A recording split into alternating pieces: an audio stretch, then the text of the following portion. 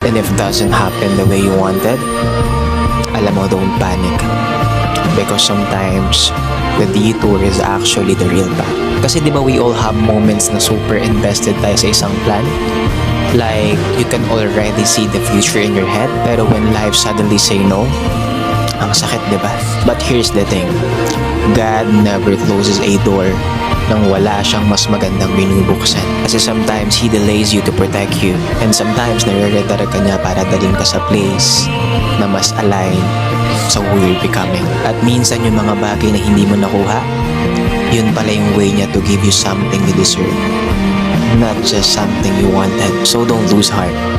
If hindi mangyari sa way mo, baka that's because God is preparing something better, something na mas magpapasaya sa'yo in the long run.